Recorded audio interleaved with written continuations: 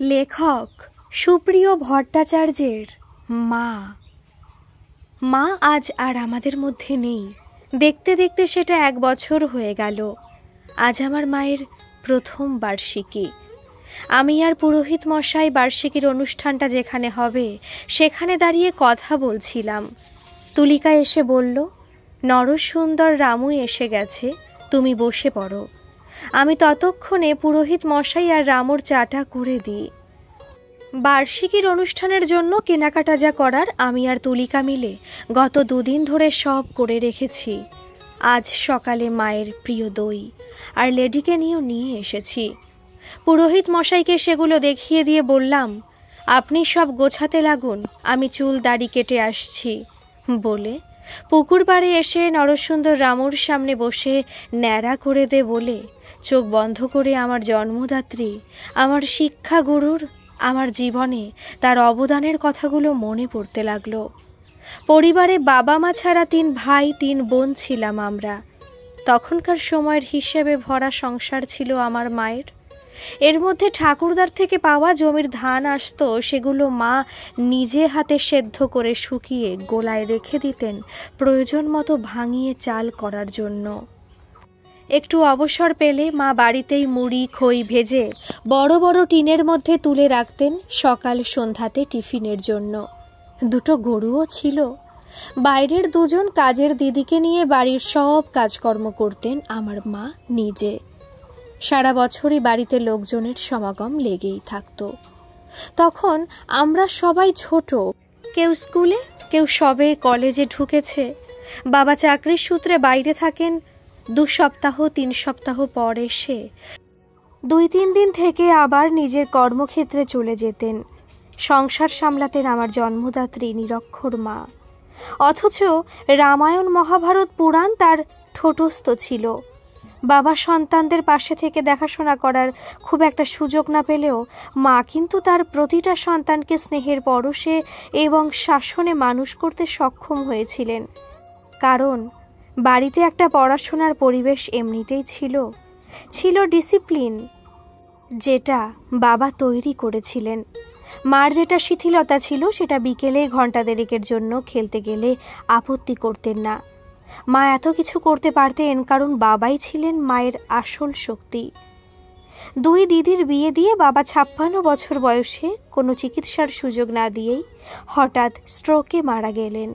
বাবার অকাল মৃত্যুতে মা পুরোপুরি ভেঙে পড়েছিলেন। দাদা তখন সবে একটা স্কুল মাস্টারিতে ঢুকেছে, রাতে গোয়েঙ্কা কলেজে বিকম 3rd ইয়ারে পড়েন। মা তখন শোকে জর্জরিত ছিল বলে সংসারের স্টিয়ারিংটা মায়ের হাত থেকে 21 বছরের দাদার হাতে গিয়ে পড়ল। সংসারের নিয়ম কানুন দ্রুত পাল্টাতে লাগলো। আমাদের সামান্য ত্রুটি বা খেলতে গিয়ে বন্ধুদের সাথে ঝগড়াঝাটি হলে সেটা দাদা জানতে পারলে শাস্তি পেতে হতো। দাদার বক্তব্য ছিল, শুধু পড়াশোনা করতে হবে, অন্য সব কিছু বন্ধ। পরবর্তীকালে খেলতে গেলেই শাস্তি পেতে হতো। শাসন ব্যবস্থাটা এমন জায়গায় চলে গেল যেখানে আমাদের সবাইকে ভয়ে ভয়ে থাকতে হতো। এর মধ্যে ঠাকুরদার দেওয়া বাবার জমি আর বাবার কিছু কেনা জমি ছিল, সেগুলো দাদা সব বিক্রি করে দিয়ে ছোটদির বিয়ে দিয়ে দিলেন। আর মা, মেজদা আর আমার অংশের টাকাটা মায়ের নামে ব্যাংকে ফিক্সড করে রাখলেন, যাতে মাসিক টাকাতে সংসারটা চলে। দাদা বিকম, এমকম, LLB করে কলেজের প্রফেসরিতে ঢুকে পড়লেন। মায়ের পুরোপুরি সুস্থ হতে 5 বছর সময় লেগে গেল। ততদিনে দাদার যা গোছানোর ছিল গুছিয়ে নিয়ে মাকে দায়িত্ব দিয়ে কলকাতায় ফ্ল্যাট কিনলেন। মা দাদার বিয়ে দিয়ে দিলেন। বৌদি এসে থেকে মাঝে মধ্যে বলতেন, এখানে থাকা যায় না, ভুতুরে বাড়ি বলে অল্প কিছুদিনের মধ্যেই আমাদের ছেড়ে দাদাকে নিয়ে কলকাতার ফ্ল্যাটে চলে গেলেন।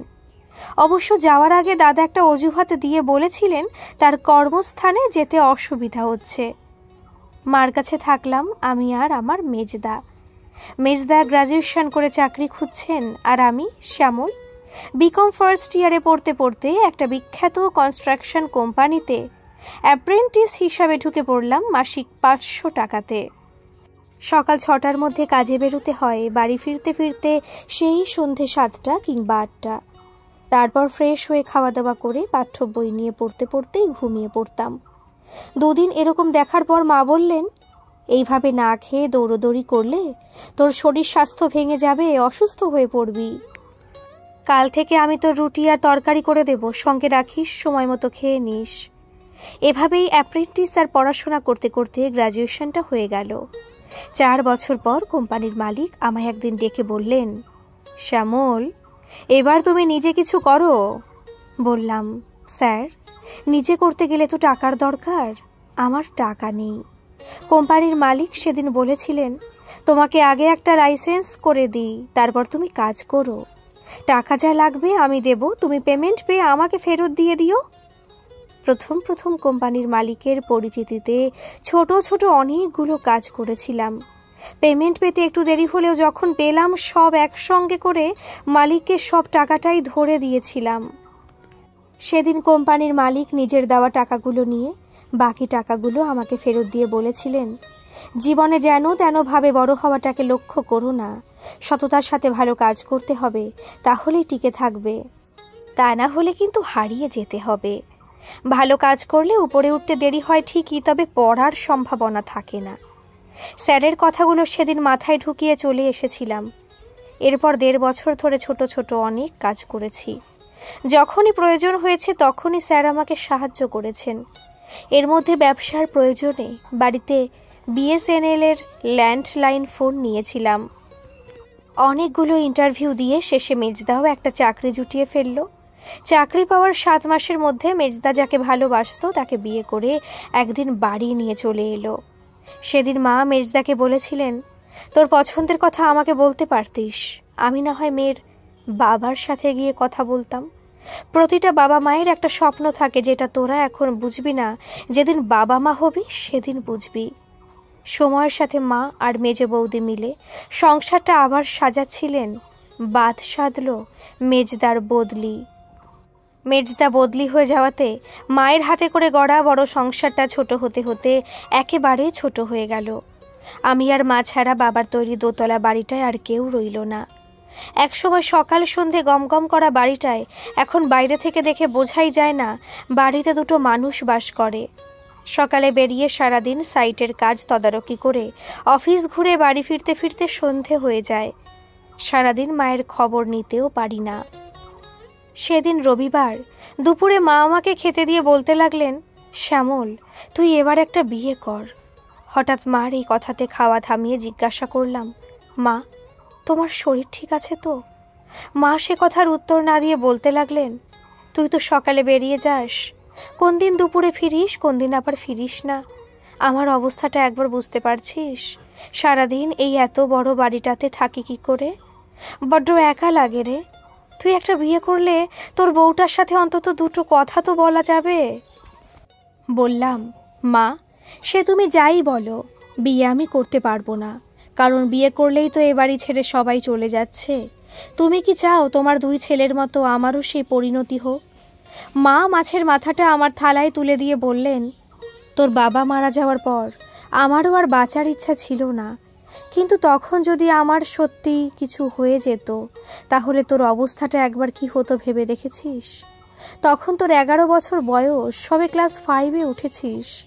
সে সময় রাত দিন রাধা মাধবের কাছে প্রার্থনা করতাম তোর দাদার শাসনের ঠেলায় তুই যেন অমানুষ না হয়ে যাস।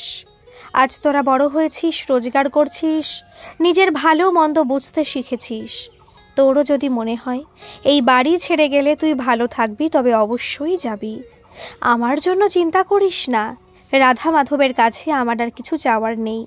শুধু বলবো যে যেখানেই থাকুক তারা তো আমারই সন্তান, সবাই ভালো থাকুক। বুঝতে পারলাম মা মনে কষ্ট পেয়েছেন, তাই কথা না বাড়িয়ে মাথা নিচু করে খেতে লাগলাম আর মনে মনে ঠিক করে নিলাম মা যাই বলুক বিয়ে আমি করব না।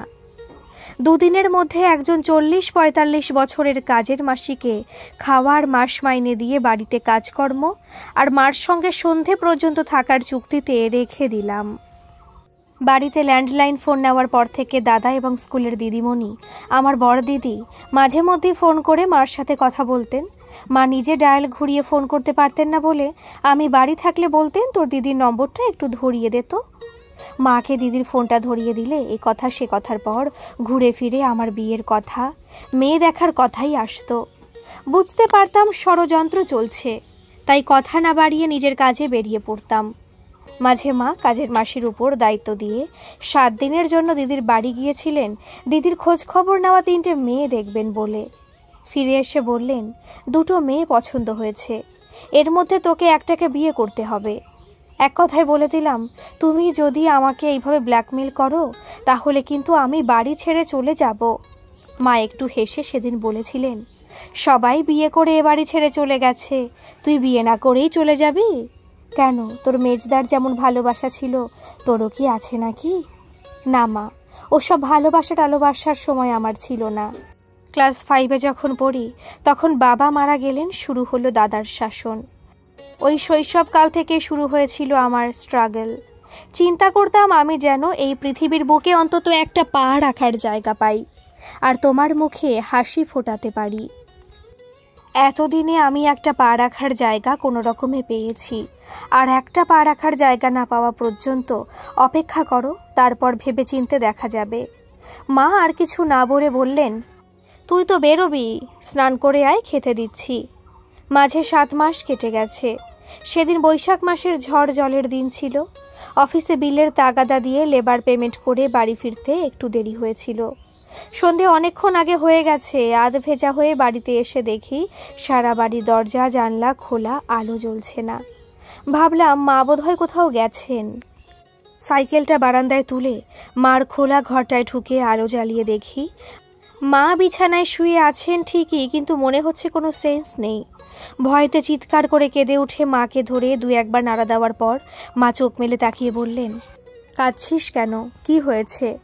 মার দিকে কয়েক সেকেন্ড তাকিয়ে মাকে জড়িয়ে ধরে বললাম, কিছু না, সারা বাড়ি অন্ধকার অবস্থায় রেখে তোমাকে শুয়ে থাকতে দেখে ভয় পেয়ে গিয়েছিলাম। মা আমাকে সরিয়ে দিয়ে উঠে বসতে বসতে বললেন, কেন, কটা বাজে?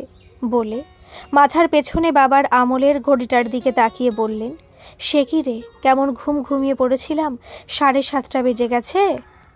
বললাম, তুমি ব্যস্ত হইও না, আমি হাত পা ধুয়ে সন্ধে দিয়ে দিচ্ছি। মা উঠে ফ্রেশ হয়ে রান্নাঘরের দিকে গেলেন। আমি সন্ধে দিয়ে দিদিকে ফোন করে সমস্ত ঘটনাটা জানালাম। দিদি ফোনের মধ্যেই আমাকে বকাঝকা করে বলতে লাগলেন, তোর জন্যই মার আজ এই অবস্থা, তুই যদি একটা বিয়ে করতিস তাহলে এটা হতো না। অন্তত পাশে থেকে মাকে দেখার কেউ তো একজন থাকতো। দিদির কথার কোনো প্রতিবাদ না করে একসময় ফোনটা রেখে দিলাম। রাতে খেতে বসে মাকে বললাম, দেখো, আমি বিয়ে করতে পারি, তবে আমার একটা শর্ত আছে। মা উৎসুক হয়ে বললেন, কি শর্ত বল? বললাম, অবশ্যই 51বর্তী পরিবারের মেয়ে হতে হবে। মা বললেন, যদি স্কুলের দিদিমণি বা নার্স হয়? বললাম, আপত্তি নেই, তবে তুমি একটু খোঁজ খবর নিয়ে দেখো, চাকরি বাকরি ছাড়াও তো মেয়ে পাওয়া যেতে পারে। মা একটু হেসে বললেন, খেয়ে উঠে তোর দিদির নাম্বারটা ধরিয়ে দিয়ে কথা বলবো। মা সেদিন এক এক করে 3 দিদির সাথে কথা বলার পর বড়দাকেও ফোন করেছিলেন। মেজদার যেহেতু সে সময় ফোন ছিল না, তাই পরদিন মেজদার অফিসে ফোন করে বলেছিলাম সময় করে মাকে একটু ফোন করতে, মা কথা বলতে চায়। পাড়া প্রতিবেশী আত্মীয় স্বজন চেনা পরিচিত যে যেখানে ছিল, মা সবাইকে 51বর্তী পরিবারের মেয়ের খোঁজ দিতে বললেন। অনেক খুঁজে যে 2-1জন 51বর্তী পরিবারের মেয়ের খোঁজ মিলেছিল, তাদের পরিবার থেকে পরিষ্কার বলে দিয়েছিল ব্যবসাদার ছেলে, বিশেষ করে কন্ট্রাক্টরের সাথে তারা তাদের মেয়ের বিয়ে দেবে না, সরকারি চাকুরে হতে হবে। এটা শোনার পর মনে হয়েছিল বিয়ের বাজারে আমার মতো ছোট কন্ট্রাক্টর ছেলের হয়তো কোনো মূল্যই নেই। আমার এরকম মনে হলেও মা কিন্তু খোঁজ খবর নিয়ে মেয়ে দেখে যেতে লাগলেন। কয়েকদিন পর আমাদেরই পাড়ার একজন বয়স্ক বিখ্যাত সৎ রাজনৈতিক ব্যক্তি, যিনি নিজে বিয়ে করেননি, 30 বছর ধরে রাজনীতি করে চলেছেন, সেই ব্যক্তি একটা সম্বন্ধ নিয়ে এসে মায়ের সাথে দেখা করলেন। মা 3 দিদি আর 2 দাদার সাথে কথা বলে ডেট ফিক্স করে মেয়ে দেখতে গেলেন। প্রথম পর্বে মেয়ে সবার পছন্দ হলেও মেয়ের মা বললেন, ছেলে ঠিকুজি কুষ্টি পাঠিয়ে দেবেন, আমরা মিলিয়ে দেখব, যদি সব ঠিক থাকে তাহলে আমরা আপনাদের খবর দিয়ে ছেলে দেখতে যাব। যদিও ছেলের সম্বন্ধে আমরা শুনেছি কিন্তু দেখিনি, তাই আমরা ছেলের বাড়ি ঘর তো দেখব, সেই সঙ্গে ছেলের সাথেও কথা বলবো। আমরা কিন্তু তখন জনা 15 অভিভাবক এবং ঘনিষ্ঠ আত্মীয়রা যাব বলে মেয়ের মা বলেছিলেন।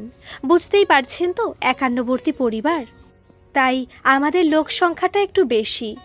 মা হাসি মুখে সেদিন বলে এসেছিলেন, আমরা আপনাদের অপেক্ষায় থাকব। দ্বিতীয় পর্বে কুষ্ঠি মিলেছিল, ওনারাও এসেছিলেন 3টে অ্যাম্বাসাডারে করে, 8 জন মহিলা আর 7 জন পুরুষ। মা আপ্যায়নে কোনো ত্রুটি রাখেননি। সেদিন সকালে মা বলেছিলেন, শুধু মিষ্টি আনলে হবে না, গরমের সময় একটু ঠান্ডা জলের ব্যবস্থা করতে পারলে ভালো হতো। কিন্তু আমাদের তো ফ্রিজ নেই, তাই তুই গাছ থেকে কটা ডাব পারিস, ওনারা এলে সবাইকে কেটে দিবি। সেদিন সকালে স্নান করবার আগে 2টো গাছে উঠে 20টা ডাব পেরে গুছিয়ে রেখে মার বেড়ে দেওয়া ভাত খেয়ে কাজে বেরিয়ে বিকেলের আগে বাড়ি ফিরে এসেছিলাম। বিকেলে অ্যাম্বাসেডার থেকে ওনাদের নামতে দেখে আমি ডাব কেটে কাচের গ্লাসে ঢেলে এক এক করে সবাইকে দিতে লাগলাম। আমাকে টি শার্ট আর পাজামা পরে ডাব কাটতে দেখে সবাই মুখ চাওয়াচাই করতে লাগলেন। মা সেটা দেখতে পেয়ে এগিয়ে এসে বললেন, আমার ছোট ছেলে শ্যামল। সবাই ডাব খেয়ে মার সাথে কথা বলতে বলতে মার ঘরে চলে গেলেও একজন এদিক ওদিক ঘোরাঘুরি করে আমার পাশে দাঁড়িয়ে মার ঘরের দিকে তাকিয়ে বললেন, তোমার দাদা দিদিদের তো দেখছি না। তাকে ডাবের জলের গ্লাসটা এগিয়ে দিয়ে সেদিন বলেছিলাম, আপনারা এসেছেন আমাদের বাড়ি দেখতে আর আমার সাথে কথা বলতে। এতে মার মনে হয়নি দাদা দিদিদের খবর দেওয়া দরকার, তাই তারা আসেননি। ভদ্রলোক ডাবের জলের গ্লাসটা ফাঁকা করে গ্লাসটা রেখে বললেন, বাড়িটা কি তোমার বাবার? ডাব কাটা দাটা বারান্দার এক কোণে রেখে বললাম, বাড়িটা আগে বাবার ছিল, এখন মায়ের নামে। ভদ্রলোক বললেন, তুমি কোন ঘরে থাকো? ওই তো সামনের ঘরটায়। কেন বলুন তো? না এমনি, চলো তোমার ঘরে গিয়ে একটু বসি। ইচ্ছে না থাকলেও চলুন বলে ভদ্রলোককে আমার ঘরে নিয়ে এসে বসতে বলে পাখার সুইচটা অন করে দিলাম। উনি ঘরে চারিদিক দেখতে দেখতে বললেন, পাখাটা জোরে দাও। তারপর টেবিলের উপর রাখা বই খাতাগুলোর দিকে তাকিয়ে বললেন, এখানে কি কেউ পড়ে? পাখার রেগুলেটর ফুল করে দিয়ে বললাম, আমি পড়ি। ভদ্রলোক চেয়ারে বসে বললেন, আমরা যতদূর শুনেছি তুমি তো গ্র্যাজুয়েট। বললাম, হ্যাঁ। তাহলে কি এমএ পড়ছো? বলে আমার দিকে তাকিয়ে রইলেন উত্তরের অপেক্ষায়। না বলে বললাম, ওগুলো বিজনেস ম্যানেজমেন্টের বই, যখন সময় পাই তখন পড়ি, তবে সেটা রাতের দিকে ছাড়া হয় না। ভদ্রলোক এবার চেয়ার থেকে উঠে বললেন, আমি মেয়ের বড় ভাই, তোমাকে এইসব জিজ্ঞাসা করছি বলে যেন কিছু মনে করো না। আমি হাত জোর করে নমস্কার করে বললাম, না না, আপনার যদি আরও কিছু জানার ইচ্ছা থাকে আপনি জিজ্ঞাসা করতে পারেন, কোনো অসুবিধা নেই। বড় ভাই এবার বললেন, বছরে তোমার ব্যবসার টার্নওভার কত? কয়েক সেকেন্ড চুপ করে থেকে বললাম, ম্যাক্সিমাম 3 লাখের মতো। ভদ্রলোক কিছু একটা বলতে যাচ্ছিলেন, তার আগেই বললাম, আমার এই ব্যবসায় কোনো পৈতৃক পুঁজি নেই, 0 থেকে শুরু করেছিলাম 3 বছর আগে। আমার কথা শুনে মনে হলো বড় ভাই একটু অবাক হয়েছেন, তাই তিনি জিজ্ঞাসা করলেন, তাহলে পুঁজি তুমি কোথায় পেলে? হেসে বললাম, যে কোম্পানির মালিকের কাছে কাজ শিখেছিলাম তিনি দিয়েছিলেন। আর কিছু মহাজনদের ছিল। বড় ভাইয়ের বোধহয় কথাটা বিশ্বাস হলো না, তাই তিনি আমার দিকে কয়েক মুহূর্ত তাকিয়ে থেকে বললেন, তোমার সেই মালিকের নাম ঠিকানাটা দেওয়া যাবে? ফোন নাম্বারটাও দিয়ে দিচ্ছি। বলে টেবিল থেকে কাগজ পেন নিয়ে স্যারের নাম ঠিকানা ফোন নম্বর লিখে দিয়ে বললাম, যদি ফোন করেন সকাল 8টার মধ্যে, আর তা না হলে রাত 9টার পর। বড় ভাই কাগজটা পকেটে রেখে বললেন, চলো ওদিকে যাই। সেদিন আমাকে আর কেউ কিছু জিজ্ঞাসা করেননি। ঘণ্টাখানেক থেকে বাড়িঘর দেখে মার সাথে কথা বলে ওনারা চলে গিয়েছিলেন। মার সাথে ওনাদের কি কথা হয়েছিল জানি না, তবে ওনারা চলে যাওয়ার পর মা সন্ধে দিয়ে আমাকে সিঙ্গারার সাথে মুড়ি মেখে বাটিটা হাতে দিয়ে বলেছিলেন, তুলিকার বড় ভাই তোর সাথে এত কি কথা বলছিল? মুখের মুড়িটা শেষ করে বললাম, তুলিকাটা আবার কে? মা বললেন, যার সাথে তোর বিয়ের কথা হচ্ছে তার নাম। ও বলে বললাম, তেমন কিছু না, ওই কাজকর্মের ব্যাপারে খোঁজ নিচ্ছিলেন। কিছু সময় চুপ করে থেকে মা বললেন, চা খাবি? বললাম, তুমি খাও তো করো, আমাকে একটু দিও, আলাদা করে আমার জন্য করতে হবে না। তাহলে তুই মুড়ি খেতে লাগ, আমি চট করে স্টোভ জ্বালিয়ে চা করে নিয়ে আসছি। বলে মা রান্নাঘরের দিকে চলে গেলেন। আমি মুড়ি খাচ্ছি আর ভাবছি, সকালে বেরিয়ে যাই ঠিকমতো বাজার করতে পারি না, মার খুব কষ্ট হয়। একটা ফ্রিজ হলে ভালো হতো, কাল একবার খোঁজ নিয়ে দেখব ফ্রিজের দাম কত। মা 2 কাপ চা নিয়ে এসে আমার হাতে একটা কাপ দিয়ে বললেন, তুলিকার বৌদিটা খুব ভালো, সেই আশা থেকে সর্বক্ষণ আমার সাথে সাথে ছিল। আমি তো শুধু প্লেটগুলো সাজিয়ে দিয়েছি, ওই তো নিয়ে গিয়ে সবাইকে দিয়েছে। আমার অর্ধেক খাওয়া মুড়ির বাটিটা মার দিকে এগিয়ে দিয়ে বললাম, আমি আর খেতে পারছি না, তুমি এগুলো খাও। বলে বললাম, আজ কিন্তু কাজের মাসির খুব কষ্ট হয়েছে। প্রতিদিন একবার করে সকালে ঝাঁট দিয়ে ঘর বাড়ি মোছে, আজ বিকেলের আগে আর একবার ঝাঁটও দিয়েছে, আবার মুছেছে। তারপর তোমার এতগুলো প্লেট, চামচ, গ্লাস। মাসি মিষ্টি খেয়েছে তো? মা চা আর মুড়ি খেতে খেতে বললেন, সবাইকে যে মিষ্টি দিয়েছি, তোর কাজের মাসিকেও সেই মিষ্টি দিয়েছি। আবার বাড়ি যাওয়ার সময় ওর নাতির জন্য কটা দিয়ে দিয়েছি। খুব ভালো করেছ। থাকলে হয় নষ্ট হতো, তা না হলে নিজেদের খেতে হতো। মিষ্টি খাওয়া মানেই রোগবালাই ডেকে আনা। বলে উঠে বললাম, সারাদিন তো রেস্ট নেওয়ার সময় পাওনি, এখন অন্তত রেডিও শুনতে শুনতে একটু রেস্ট নাও। আমি বরং ঘরে গিয়ে বই খুলে বসি। তুলিকা চা আর বিস্কুট নিয়ে এসে নরসুন্দরের পাশে রেখে, রামু তোমার চা থাকলো বলে চলে যাওয়ার আগে আমাকে বলে গেল, তুমি তো তোমার বুড়ো আঙ্গুলের নখ নিজে কাটতে পারো না, চুল দাড়ি কাটা হয়ে গেলে পায়ের নখগুলো, বিশেষ করে বুড়ো আঙ্গুলের নখ দুটো কেটে নিও। রামু আমার চুল কাটা বন্ধ রেখে হাত ধুয়ে চায়ের কাপ তুলে নিয়ে তার মধ্যে বিস্কুট ডুবিয়ে সেটা মুখে দিয়ে জল রাখা বাটিটা এগিয়ে দিয়ে বলল, কাকা তোমার পায়ের নখ খুব শক্ত, জল দিয়ে ভেজাও। রামু চা খাওয়া শেষ করে আমার মাথার বাকি চুল কাটতে লাগলো। আমি মাঝে মাঝে বাটি থেকে জল নিয়ে পায়ের আঙুলে দিচ্ছি আর ভাবছি, 2 মাসের মধ্যে মেয়েদের বাড়ি থেকে কোনো রকম যোগাযোগ করেনি। মা আবার মেয়ে দেখা শুরু করেছেন। এদিকে পুজো প্রায় এসে গেছে, 1 সপ্তাহ আর বাকি। পেমেন্ট মাত্র 2টো পেয়েছি, এখনও 3টে বাকি। একটু চাপে পড়ে গেছি, কেননা ভেবেছিলাম মহাজনদের টাকা শোধ করে দিয়ে একটা ফ্রিজ কিনবো। এবার পুজোয় অন্য কাউকে কিছু না দিয়ে শুধু মা আর কাজের মাসির জামা কাপড় কিনে 5100 টাকা দিয়ে স্টেবিলাইজার সমেত ফ্রিজ কিনে নিয়ে এলাম। পেমেন্ট সব পাইনি, অথচ এতগুলো টাকা খরচ করেছি জেনে মা রাগ করলেও জানি প্রয়োজনীয় জিনিসটার জন্য মা আজ না হোক কাল খুব খুশি হবেন। লক্ষ্মী পুজোর 2 দিন পর অফিস সব খুলে গেছে। 9টার দিকে খেয়ে সাইকেলটা নিয়ে বেরোচ্ছি, সাইড করে অফিসে যাব। সেখানে সবার সাথে দেখা হবে। বিজয়াটাও সেরে নিতে নিতে যে বিল পড়ে আছে তার পেমেন্ট কবে হবে তার খোঁজটাও নেব। বাড়ির গেটটা পার হতে পারিনি, দেখি সেই তুলিকার দাদা হাতে একটা মিষ্টির প্যাকেট নিয়ে বাড়ির ভেতর ঢুকছেন। সামনে আমাকে দেখে জিজ্ঞাসা করলেন, তোমার মা আছেন? বললাম, হ্যাঁ আছেন, আসুন। বলে সাইকেলটা পাশে রেখে প্রণাম করে বললাম, শুভ বিজয়া।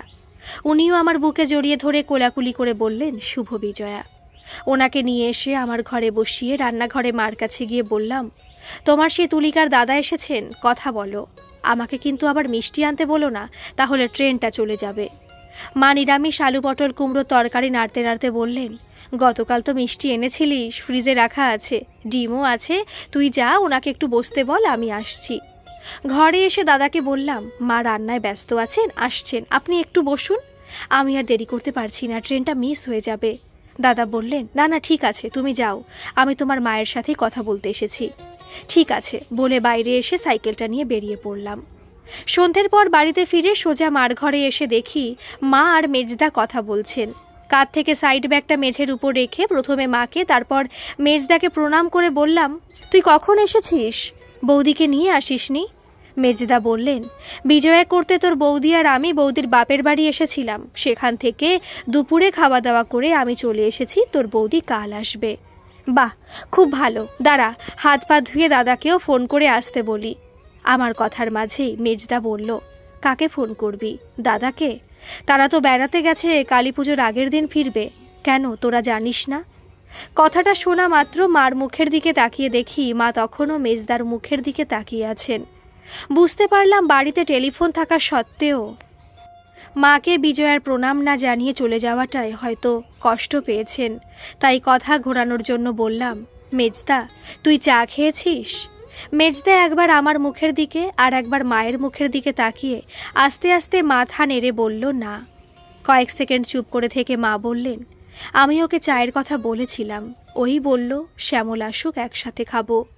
তাহলে তো ভালোই, একটু আদা দিয়ে করো, আমি চেঞ্জ করে আসছি। বলে সাইড ব্যাগটা তুলে নিয়ে নিজের ঘরের দিকে পা বাড়ালাম। রাতে মেজদা আর আমি একসাথে খাওয়ার পর কিছু সময় গল্প করে মেজদা উপরে শুতে চলে গেল, আমি বসে পড়ছিলাম। মা সমস্ত কাজকর্ম মিটিয়ে আমার ঘরে এসে বললেন, তুলিকার দাদা তখন এসেছিল আমাদের দেনা পাওনা কি সেটা জানতে। বইয়ের থেকে চোখ তুলে বললাম, তুমি কিছু বলনি? মা বললেন, বলেছি, আপনাদের মেয়ে, আপনারা তাকে যা দেবেন সেটাই তার থাকবে, আমাদের আলাদা করে কিছু চাওয়ার নেই। তবে বলার আছে বলে বলেছি, বিয়ের মন্ত্রটা কিন্তু একজন ভালো পণ্ডিত ব্রাহ্মণকে দিয়ে পড়াবেন। আপনাদের বড় পরিবার অনুষ্ঠানটা আপনারা যা পারেন করুন, যত ইচ্ছা নিমন্ত্রণ করুন, বৌভাতে কিন্তু 60 জনের বেশি কন্যাযাত্রী আনবেন না, আমরাও বরযাত্রী 30 জনের বেশি পাঠাবো না। বললাম, একদম ঠিক বলেছ। মা চুপ করে দাঁড়িয়ে আছে দেখে বললাম, তুমি কি আর কিছু বলবে? মা বললেন, তুই কি কাল সকাল সকাল বেরোবি? বললাম, কেন? তোর মেজদার কাছে শুনলাম পরশুদিন তাকে অফিস যেতেই হবে, তাই তোর মেজো বৌদি কাল সকালে এসে দুপুরে খাওয়া দাওয়া করে বিকালের দিকে ওরা চলে যাবে, তাই বলছিলাম। তোর বৌদি পার্শে মাছ খেতে খুব ভালো। মার কথা শেষ হবার আগেই বললাম, বুঝতে পেরেছি, ঠিক আছে, নিয়ে আসবো। আর কিছু? মা হেসে বললেন, না, আর কিছু না। চেয়ার থেকে উঠে মার দিকে এগিয়ে এসে থুতুনি ধরে বললাম, কে কি খেতে ভালোবাসে সেটা দিব্যি মনে থাকে এবং সেটা আনার জন্য বলতেও পারো, কিন্তু তুমি যে মিষ্টি দই আর লেডিকেনি খেতে ভালোবাসো সেটা তো কখনো আনতে বলো না। কেন মা, আমি কি তোমার জন্য এটা আনতে পারবো না? মা আমার চোখ মুখের দিকে তাকিয়ে থুতনিতে ধরে রাখা হাত সরিয়ে দিয়ে বললেন, দেখো পাগল ছেলের কাণ্ড, দই মিষ্টির কথা বলিনি বলে কি তুই এখন কাঁদতে বসবি? তুই তো বলিস বেশি মিষ্টি খাওয়া ঠিক না, তাছাড়া আমারও তো বয়স হচ্ছে। ঠিক আছে, বাজার থেকে আসার পথে আমার জন্য একটু দই আর 2 লেডি কিনে নিয়ে আসিস। কি, খুশি তো? তাহলে এবার বই রাখ, শুয়ে পড়, রাত অনেক হয়েছে। ঠিক আছে, শুচ্ছি, তুমিও গিয়ে শুয়ে পড়ো। মায়ের শর্ত মেনে অগ্রহায়ণ মাসের 12 তারিখে যখন বিয়ের দিন ঠিক হলো, মাকে বলেছিলাম, হাতে তো বেশি সময় নেই, আমি সামলাবো কি করে? মা বলেছিলেন, দিনটা সব থেকে ভালো, তাই আমি মত দিয়েছি। বললাম, মত যখন দিয়েছ সবাইকে, কিন্তু কিছু না কিছু দায়িত্ব পালন করতে হবে। মা বললেন, ঠিক আছে, আমি তোর 2 দাদা বৌদি আর 3 দিদিদের খবর দিচ্ছি। বিয়েতে 3 দিদি আর মায়ের ভূমিকা ছিল অত্যন্ত গুরুত্বপূর্ণ। বিয়ের শাড়ি, টুকটাক গয়না কেনা, আত্মীয়দের নিমন্ত্রণ করা, সব সামলিয়েছেন এরাই। 2 দাদার ভূমিকা ছিল আর 5 জন নিমন্ত্রিত অতিথির মতো। সব থেকে খারাপ অবস্থা হয়েছিল আমার। রক্ত জল করে আয় করা টাকা জলের মতো খরচা হচ্ছিল, সেই সঙ্গে সারাদিন সাইট আর অফিস করে সন্ধ্যার পর কোনোদিন দোকান বাজার করা, কোনদিন বন্ধু এবং মহাজনদের নিমন্ত্রণ করতে যাওয়া। একটা সন্ধে তো কেটে গেল যেদিন আমার স্যারকে নিমন্ত্রণ করতে গিয়েছিলাম। কথায় কথায় সেদিন জানতে পেরেছিলাম কেউ একজন আমার বিষয়ে ওনার কাছে খবর নিতে এসেছিলেন। একটু হেসে বলেছিলাম, স্যার, হয়তো সেখানেই আমার বিয়ে হচ্ছে। আপনারা সবাই বৌভাতের অনুষ্ঠানে উপস্থিত হলে আমার এবং আমার মায়ের খুব ভালো লাগবে। স্যার সেদিন বলেছিলেন, তুমি তো জানো শ্যামল, আমার গ্যাস্ট্রিকের সমস্যা আছে, তাই কোথাও নিমন্ত্রণ খাই না, তবে তুমি চিন্তা করো না, বৌভাতের দিন সকালে গিয়ে নতুন বউ আর তোমার মায়ের সাথে দেখা করে আসবো। সেদিন স্যারের বাড়ি থেকে খাওয়া দাওয়া করে রাত 10টার পর বাড়ি ফিরতে হয়েছিল। টেনশন আর অতিরিক্ত চাপে বিয়ের আগের দিন রাত থেকে ধুম জ্বর আমার। সকাল থেকে অন্য কিছু না খেয়ে শুধু ওষুধ খেয়ে পুরোহিত মশাইয়ের সামনে বসে রীতি অনুযায়ী সমস্ত কাজ সম্পন্ন করার পর দিদিরা, 2 বৌদি, উপস্থিত আত্মীয় এবং প্রতিবেশীরা চারদিকে 4টে কলা গাছ লাগানো জায়গায় আমাকে দাঁড় করিয়ে গায়ে হলুদের কাজ সমাপ্ত করল। দিদি মুখের, হাতের এবং পিঠে লেগে থাকা হলুদ মুছে 2 বালতি জল ঢেলে দিয়ে বলল, গাটা ভালো করে মুছে জামা প্যান্ট পাল্টিয়ে ঘরেতে বস, আমি তোর জন্য আদা দিয়ে চা করে নিয়ে আসছি। সন্ধ্যে 7টার দিকে আর একবার ওষুধ খেয়ে মেয়েদের বাড়ি থেকে পাঠানো সাজানো গাড়িতে উঠে বসলাম। বরের বাড়িতে থাকলো মেয়ের বাড়ি থেকে যিনি নিতে এসেছেন তিনি, বর দিদি, মেজদা আর কোণে বড় হয়ে দাদার ছোট ছেলে। পেছনে বরযাত্রীদের গাড়িতে দাদা, 2 বৌদি সমেত বাড়ির লোকজন, কয়েকজন বন্ধু আর আমার মিস্ত্রি লেবারদের মধ্যে 5 জনকে ধরে মোট 30 জনকে নিয়ে গাড়ি এগিয়ে চলল মেয়ের বাড়ির দিকে। বিয়ে বাড়িতে অবশ্য খবরটা ছড়িয়ে পড়তে সময় লাগেনি, বর জ্বর গায়ে বিয়ে করতে এসেছে। বিয়ে বাড়িতে ঢোকার মুখে যেহেতু বরের বসার ব্যবস্থা করা হয়েছিল, সেহেতু নিমন্ত্রিত অতিথিরা যখনই ঢুকছেন তাদের একবার করে বর দেখে যেতে হচ্ছে। ব্যবস্থাটা এরকম করা হয়েছিল কেন সঠিক জানি না, তবে মেয়ে বউদের মধ্যে আলোচনাটা ছিল বরটাকে দেখতে তো বেশ ভালো, তবে গোফটা তো মোটা কেন। প্রথম রাউন্ডে একটানা 3 ঘন্টা পুরোহিত মহাশয়ের সাথে বসে বিয়ের মন্ত্র পড়বার সাথে সাথে আচার অনুষ্ঠানের কাজ শেষ করে মেয়ের বাড়ির লোকজন আমাদের যখন বাসর ঘরে পাঠালেন তখন রাত প্রায় 1টা। বাড়ির লোকেরা এবং বরযাত্রীদের মধ্যে অধিকাংশ চলে যাওয়ার আগে দিদি এসে কপালে হাত দিয়ে দেখে ওষুধ দিয়ে বললেন, এটা খেয়ে নে, গায়ে এখনও জ্বর আছে। আমি অলরেডি তখন ক্লান্ত এবং বিধ্বস্ত, সেই সঙ্গে খিদেও লেগেছে। দিদিকে শুধু বললাম, এখনও কি কিছু খেতে নেই? বিয়ে করছো, কষ্ট তো একটু করতেই হবে, তা না হলে মনে থাকবে কি করে? বলে দিদি একটু হেসে বলে গেল, তোদের দুজনকে কিছু খেতে দিতে বলছি। খানিক পরে মেয়ের দাদা এসে বলল, চলো তোমাদের খাওয়ার ব্যবস্থা করেছি। বললাম, দাদা অনেক রাত হয়েছে, আমি অন্য কিছু খাবো না, অল্প একটু চিড়ে মাখা হলে আমার হয়ে যাবে। দাদা বোনের দিকে তাকিয়ে বললেন, তুই কি খাবি? বোন তুলিকা একবার দাদার দিকে একবার আমার দিকে তাকিয়ে কি বলবে বুঝতে পারছিল না। তখন দাদাই বললেন, তুইও তাহলে শ্যামলের সাথে চিড়ে মাখা খা, বলে চলে গেলেন। বরযাত্রীদের মধ্যে থেকে গেল আমার 2 বন্ধু আর 3 জন মিস্ত্রি লেবার। সবাই তারা বাসর ঘরেই আছে আমার সুবিধে অসুবিধে দেখার জন্য। দ্বিতীয় রাউন্ডে হোমযজ্ঞ করে তাতে খই ছড়িয়ে 7 পাক ঘোরা আর সবার শেষে কড়ি খেলা, তারপর কুসুম ডিঙ্গা করে 51বর্তী পরিবারের ছোট মেয়ে বলে কান্নাকাটির একটা বড় পর্বের মধ্যে পড়ে আমি নিজেই ইমোশনাল হয়ে বলেছিলাম, অত কেঁদো না। যখনই এখানে আসার ইচ্ছে হবে আমাকে বলো, আমি রেখে যাব। কিন্তু সেদিন কান্নার ফোঁস আর শাঁখের আওয়াজে মনে হয়েছিল আমার বলা কথাগুলো কেউ শুনতে পায়নি। তুলিকাকে নিয়ে সেদিন বাড়ি ফিরতে ফিরতে 9:30 বেজে গিয়েছিল। এর মধ্যে একবারও আমার মনে হয়নি গায়ে জ্বর আছে। 2 বন্ধু এবং বিশ্বস্ত লেবার মিস্ত্রি যারা আমার বন্ধুর মতো হয়ে গেছিল তাদের বললাম, তোরা কিন্তু আজই একবার মাছ মাংস আর মিষ্টি যেখানে অর্ডার দেওয়া আছে সেখানে তাদের সাথে যোগাযোগ করিস। মিষ্টিটা দুপুরের দিকে আর মাছ মাংসটা যাতে কাল সকাল সকাল বাড়িতে পৌঁছে যায় তার ব্যবস্থা করিস, তা না হলে কিন্তু রাঁধুনি বসে থাকবে। অসুবিধা হলে আমাকে বলিস, আমি না হয় যাব। পরদিন বেলা 11টার মধ্যে মাছ মাংস এসে গিয়েছিল। ধোয়া পরিষ্কার করবার পর্ব চলছে, সেই সময় স্যারকে আসতে দেখে ছুটে কাছে গিয়ে প্রণাম করে বললাম, আসুন। তুলিকার সাথে পরিচয় করিয়ে দিয়ে মাকে বললাম, স্যার এসেছেন।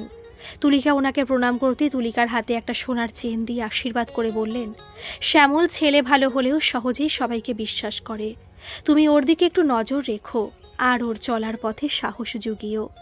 মা মিষ্টির প্লেট আর জল নিয়ে এলে স্যার হেসে বললেন, সুগারের জ্বালায় মিষ্টি খাওয়ার উপায় নেই, দিন একটু জল খাই। বলে জলের গ্লাস থেকে একটু জল খেয়ে মার হাতে গ্লাস ফেরত দিয়ে বললেন, আমাকে এখনই অফিসে যেতে হবে, চলো শ্যামল।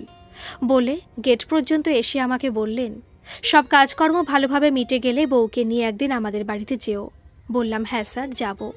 উনি যাওয়ার আগে বলে গেলেন, রাতে নিমন্ত্রিত অতিথিদের বিশেষভাবে খেয়াল রেখো।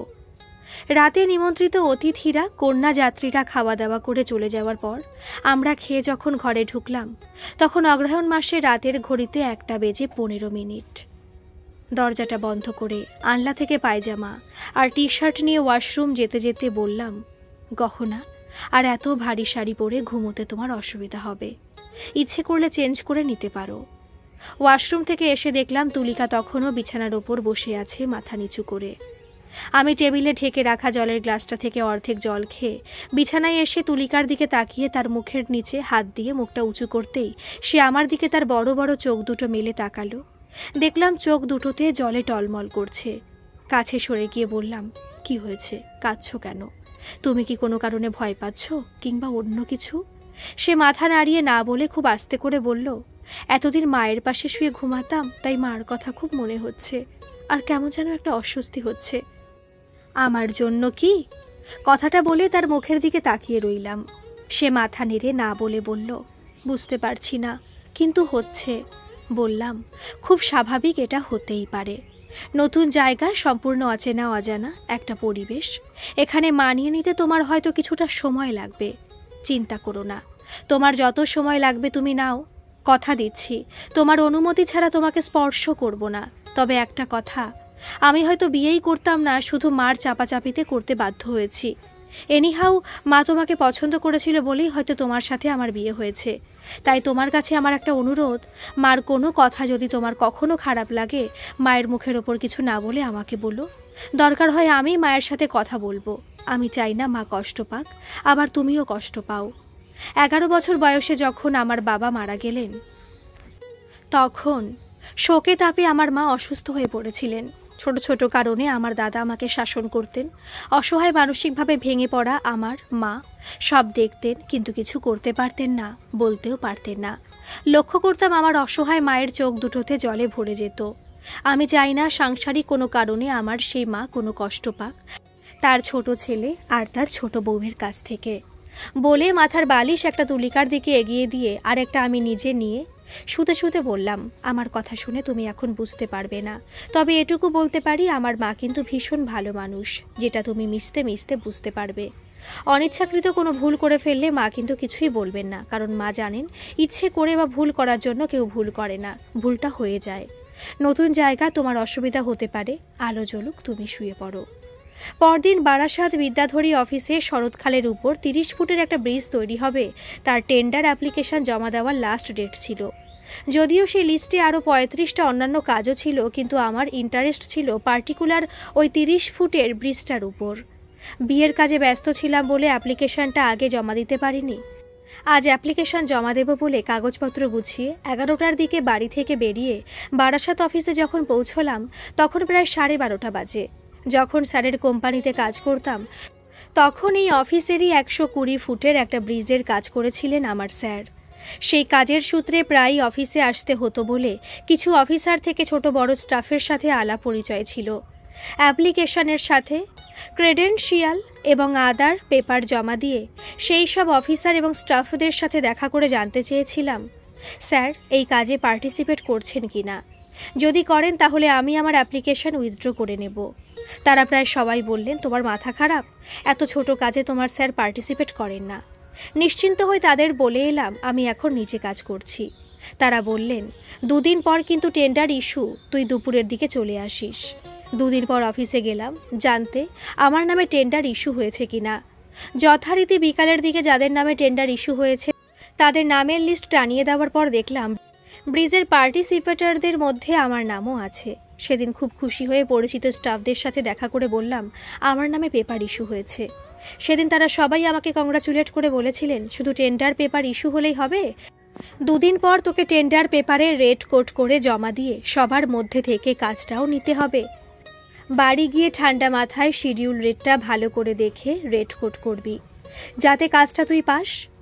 বাড়ি ফিরে সেদিন অনেক রাত পর্যন্ত বসে রেট অ্যানালিসিস করে রেটটা ঠিক করে টেন্ডার পেপারে লিখে শুয়ে পড়লাম।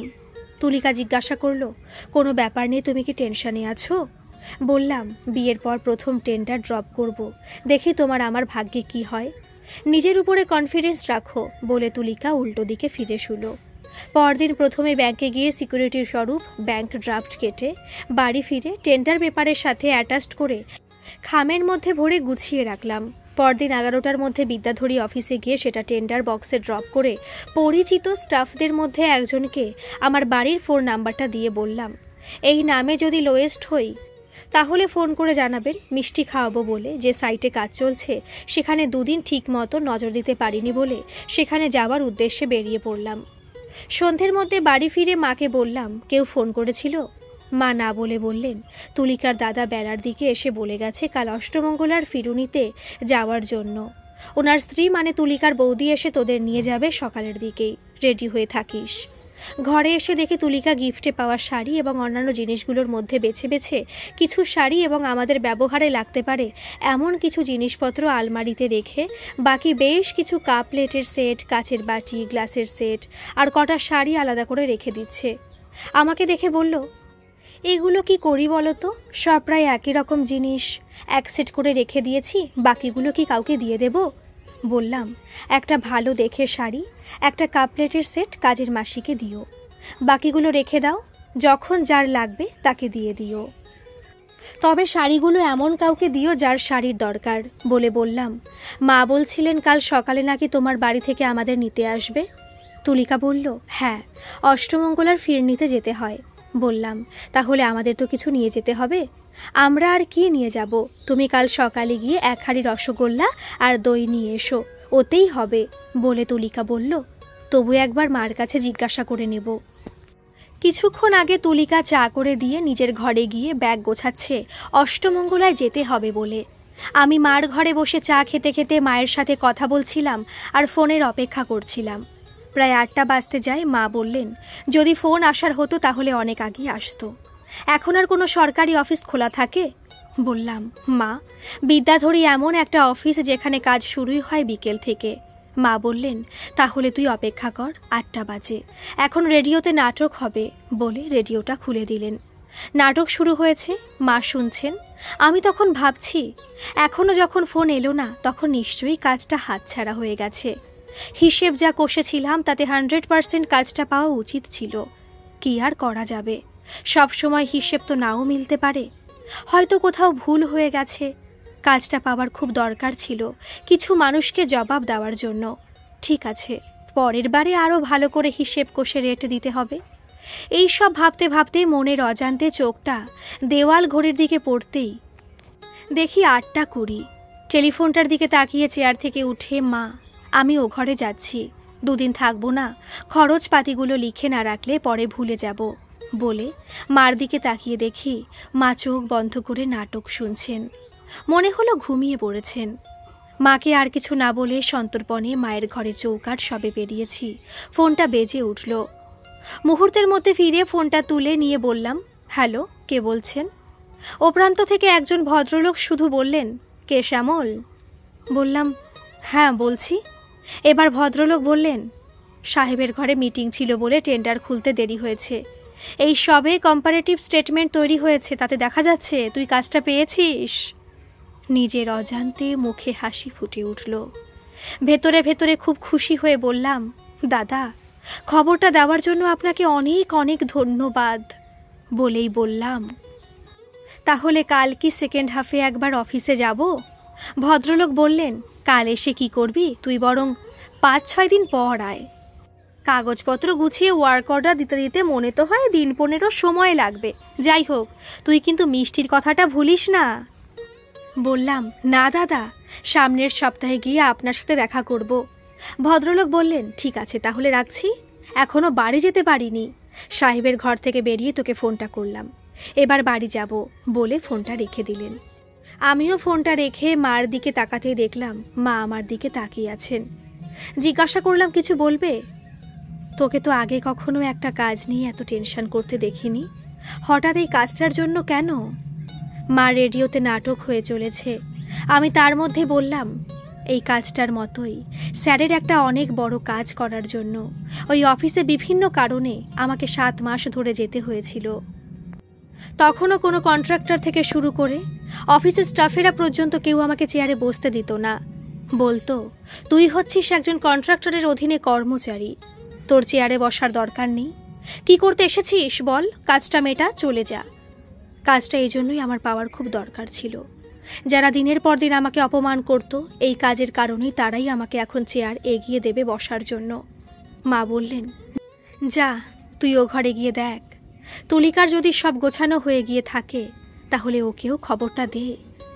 ঘরে এসে দেখি আমার দিকে পেছন ফিরে তুলিকা ব্যাগ গোছাচ্ছে। খুব ইচ্ছা করছিল কাজের খবরটা দিয়ে তুলিকাকে জড়িয়ে ধরে বলি, আমার জীবনে তোমার আবির্ভাব অত্যন্ত শুভ কারণ। ফুলশয্যার পরদিন যে কাজে অ্যাপ্লিকেশন করেছিলাম সেই কাজে আদৌ পার্টিসিপেট করতে পারবো কিনা জানতাম না, আজ সেই কাজ আমি পেয়েছি। হয়তো সেটা তোমার ভাগ্যে। ব্যাগ গুছিয়ে হঠাৎ তুলিকা পেছন ফিরে আমাকে দেখে বলল, কোনো খবর পেলে? ইচ্ছাগুলো মনের মধ্যে রেখে হেসে বললাম, অফিস থেকে ফোন এসেছিল, কাজটা আমি পেয়েছি। তাহলে কাল কি তোমাকে অফিসে যেতে হবে? বলে তুলিকা জিজ্ঞাসু দৃষ্টিতে আমার দিকে তাকিয়ে রইল। না, সামনের সপ্তাহে গেলে হবে, বলে চেয়ারটা টেনে নিয়ে তাতে বসে তুলিকার দিকে একবার তাকিয়ে হিসাবের খাতায় মন দিলাম। অষ্টমঙ্গলায় গিয়ে 2 দিন থেকে তুলিকাকে নিয়ে চলে এসেছিলাম, কিন্তু তারপর মাস দেড়েকের মধ্যে 4 সকাল 9টার আগে শ্বশুরবাড়ি থেকে কেউ না কেউ এসে আমাদের সবাইয়ের নিমন্ত্রণ আছে বলে একরকম জোর করে ধরে বেঁধে নিয়ে যেতেন, কোনো অজুহাত খাটত না। প্রথম 2বার ব্রিজের কাজের সাইটে না গিয়ে কাজের ক্ষতি করে পেটের অবস্থা খারাপ করে ফিরেছি শ্বশুরবাড়ির ভালোবাসায়। পরের 2বার আর যায়নি, তুলিকার মা গিয়ে ম্যানেজ করে নিয়েছিল। শ্বশুরবাড়ি যাওয়া থেকে খাওয়া শুরু, তারপর দুপুরে শাশুড়ি মা সামনে বসে আর একটা মাছ আর 2 পিস মাংস করতে করতে পেট ফাটার অবস্থা করে ছাড়েন। বললেও কেউ শোনেন না, উল্টে বলেন, এই বয়সে খাবে না তো আর কবে খাবে?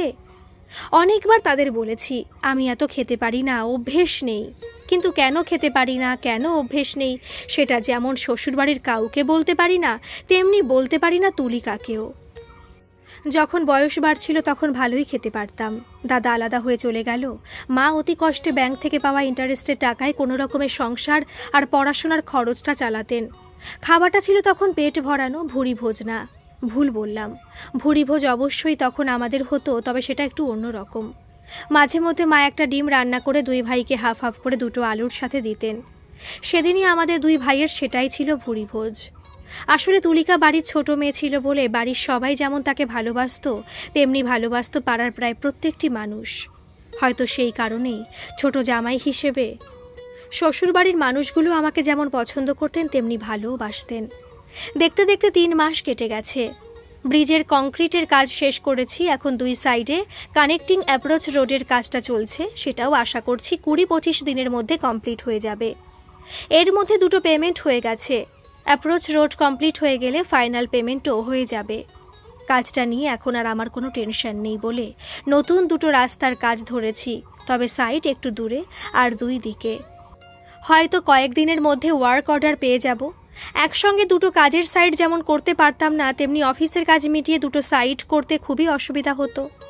অফিস গেলে কাজ মিটিয়ে সাইটে যাওয়ার জন্য বাসে উঠে এক জায়গায় নেমে সেখান থেকে ভ্যানে রিকশায় উঠে সাইটে যাতায়াত করতে যেমন ব্যয়বহুল ছিল, তেমনি সময়ও অনেক নষ্ট হতো। তাই সাইটে গেলে অনেক সময় অফিস যাওয়ার আর মুড থাকতো না, কিংবা অফিস গেলে সাইটে যাওয়ার। ব্রিজের 2টো পেমেন্ট পেয়ে মনে হলো কাজের গতি বাড়ানোর জন্য একটা মোটর সাইকেল কিনলে ভালো হতো, যদিও সেটা তখন আমার কাছে বিলাসিতার সমান। তবুও বাড়িতে ফিরে মাকে আর তুলিকাকে কথাটা বুঝিয়ে বললাম। তুলিকা গাড়ির কথা শুনে বলেছিল, তুমি যদি মনে করো গাড়ি হলে তোমার কাজের সুবিধা হবে, তাহলে আমি বাবাকে বললে কিন্তু বাবা একটা গাড়ি কিনে দিতে পারেন। শ্বশুর মশাই কেন গাড়ি কিনে দেবেন বলে অবাক হয়ে তুলিকার দিকে তাকালাম।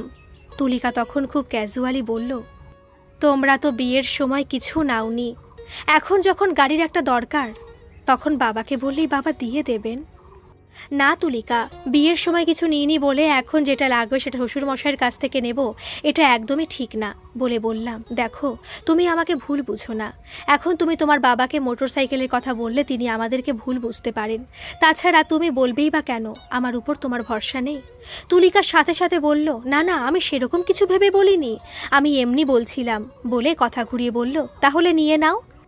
তুলিকার মত পাওয়ার পর মাকে যখন বললাম, মা বললেন, কদিন আগেই তো বিয়েতে এত খরচ করে উঠলি, আবার এখন একটা মোটর সাইকেল কিনতে গেলে তো অনেক টাকার ব্যাপার। বলে কয়েক সেকেন্ড চুপ করে থেকে আবার বললেন, এটা ঠিক, একটা গাড়ি থাকলে তোর অনেক সুবিধা হবে, ইচ্ছে মতো সাইট এবং অফিস দুটোই করতে পারবি। বলে বললেন, কষ্ট হলেও নিয়ে নে, আমি না হয় তোকে আমার টাকা থেকে 2000 টাকা দেবক্ষণ। মার অনুমতি পেয়ে আনন্দে লাফিয়ে উঠে মাকে জড়িয়ে ধরে বলেছিলাম, তোমার 2000 টাকা দিতে হবে না, তুমি 1 টাকা দিয়ে আমায় আশীর্বাদ করলেই হবে। তবু মা আমাকে 2000 টাকাই দিয়েছিলেন। মোটর সাইকেল সম্বন্ধে কোনো অভিজ্ঞতা নেই বলে 2 দিন মোটর সাইকেল গ্যারেজে গিয়ে কোন গাড়ি নেওয়া যায় তার খোঁজ খবর নিয়ে শোরুম থেকে হিরো হন্ডা SS 100 সিসির একটা মোটর সাইকেল কিনে মন্দিরে পুজো দিয়ে মার জন্য দই আর লেডিকেনি কিনে বাড়িতে ফিরেছিলাম। প্রথম একটা সপ্তাহ আমাদের বাড়ির সামনের ফুটবল খেলার মাঠে প্র্যাকটিস করে রাস্তায় উঠে পড়লাম। তবে প্রায় 20-25 দিন তুলিকা আমার গাড়ির পেছনে উঠে বসেনি, যদি তাকে ফেলে দিই এই ভয়েতে। এখন উঠলেও খুব কম, তবে যখন বাপের বাড়ি যাওয়ার ইচ্ছা হয় তখন উঠে বসে। মা আর তুলিকার সম্পর্কটা দেখলে মনে হতো কখনো মা আর মেয়ের মতো, কখনো আবার খানিকটা দিদিমণি ছাত্রীর মতো। রান্নাবান্না শেখানো ছাড়াও বিকালের দিকে একে অন্যের চুল বাঁধতে বাঁধতে কোনোদিন হয়তো মা রামায়ণের গল্প শোনাতেন, কোনোদিন মহাভারতের কিংবা পুরাণের। আবার বুধবার সন্ধ্যের সময় রেডিওতে যাত্রা শুনতে শুনতে দুজনেই সংসারের কাজ সারত। রাতে শুয়ে সেসব কথা শুনতে শুনতে একসময় ঘুমিয়ে পড়তাম। সেদিন রাতের খাওয়া সেরে প্রতিদিনকার মতো টেবিলে বসে কাকে কি টাকা পয়সা দিয়েছি তার হিসেব লিখছিলাম। তুলিকা ঘরে এসে দরজা বন্ধ করে বলল, মায়ের মনে হচ্ছে চোখের সমস্যা হচ্ছে, একজন ডাক্তারকে দেখানো দরকার। হিসেবের খাতা থেকে মুখ তুলে বললাম, তুমি কি করে বুঝলে? তুলিকা বিছানা ঝেড়ে মশারি টানাতে টানাতে বলছে, আজ 3 দিন ধরে মার মাথায় যন্ত্রণা হয়েই চলেছে, কাছের জিনিসও ঠিকমতো দেখতে পাচ্ছে না। আর যেমন সকালে তোমাকে টিফিন করে দেওয়ার সময় পোস্ত আর সুজি উনি চিনতে পারছিলেন না। বললাম, আমি তো সকাল সকাল বেরিয়ে যাব, তুমি তাহলে মাকে নিয়ে গিয়ে কোনো একজন ভালো চোখের ডাক্তারের কাছে দেখিয়ে নিও। যদি চশমার কথা বলে মাকে বলো ফ্রেম পছন্দ করতে বলে আমি হিসেব লেখা শেষ করছি। তুলিকা মশারি টানানোর কাজ শেষ করে আমার ঠিক পাশে এসে বলল, ডাক্তার দেখিয়ে তো অনেক সময় লাগবে, মাকে নিয়ে কি একটু ও বাড়িতে যাব? প্রায় 15-16 দিন বাবা মা দাদা বৌদিদের সাথে দেখা হয়নি, সন্ধ্যের আগে চলে আসব। খাতার মধ্যে পেনটা রেখে খাতাটা বন্ধ করে বললাম, মা যদি যেতে চায় অবশ্যই যেও। হঠাৎ আমাকে অবাক করে তুলিকা আমার বাম গালে আদর করে মশারির মধ্যে ঢুকে গিয়ে বলল, ভেতরে আসার আগে আলোটা নিভিয়ে দেবে। 5 মাসের মাথায় সেদিন সন্ধ্যের পর বাড়ি ফিরে হাত পা ধুয়ে মুড়ি আর চা খাওয়া শেষ করে নিজের ঘরের দিকে যাচ্ছিলাম, তখন শুনতে পেলাম তুলিকা মাকে বলছে, সামনের বৃহস্পতিবারের দিনটা খুব ভালো, পূর্ণিমা বৃহস্পতিবার পড়েছে, বাড়িতে একটা নারায়ণ পুজো করলে হয় না? মা বলছিলেন, করলে তো ভালোই হয়, কিন্তু করবেটাকে? সকাল থেকে আমাকে 2-3টে ওষুধ খেতে হয়, তাছাড়া সারাদিন উপোস করে এখন আর থাকতে পারি না, গ্যাস হয়ে পড়ে, সারাদিন রাত মাথা যন্ত্রণা হয়। তুলিকা বলছিল, আপনি শুধু অনুমতি দিন, উপোস টুপোস যা করার সব আমি করব, দরকার হয় বাপের বাড়ি থেকেও মা অথবা বৌদিকে ডেকে নেব। আপনি শুধু আপনার ছেলেকে বলুন আপনাদের পুরোহিত মশাইকে একটু বলতে কখন তিনি পুজোটা করতে আসতে পারবেন। মা বললেন, সে আমি শ্যামলকে বলে দিচ্ছি, সকালে গিয়ে পুরোহিত মশাইয়ের সাথে দেখা করে জেনে নিতে কখন তিনি আসতে পারবেন, সেই সঙ্গে ফর্দটাও নিয়ে আসতে। ঠিক আছে মা বলে সবে তুলিকা দুপা এগিয়েছে, মা আবার বললেন, তুমিও কাল একবার তোমার বাপের বাড়িতে যাও, 4 দিন পরেই তো বৃহস্পতিবার, ওনাদের সবাইকে নিমন্ত্রণ করে আসবে আর বলবে সকাল সকাল আসতে। তুলিকা বলল, মা পাড়ার কাউকে বলবেন না, অনেক দিন পর বাড়িতে পুজো হবে, পাড়ার মানুষগুলোকে না বললে হয়, ওরাই তো আমাদের প্রতিবেশী। বলে মা বললেন, আমি গিয়ে সবাইকে বলে আসব, তুমি বরং শ্যামলকে আমার কাছে পাঠিয়ে দাও। বৃহস্পতিবার আমার শ্বশুর বাড়ি থেকে আর কেউ না এলেও আমার শাশুড়ি মার তুলিকার বৌদি 10টার মধ্যে চলে এসেছিলেন। তুলিকা তো উপোস করেছিলই, তুলিকার বৌদিও বললেন, আমি সকাল থেকে কিছু খাইনি, আমিও উপোস করে পুজো গুছাবো। দুজনে পুজো গুছিয়ে ভোগ রান্না করে ঠাকুরের সামনে নিবেদন করবার পর পুরোহিত মশাই যখন পুজো শেষ করলেন তখন সন্ধে অতিক্রান্ত।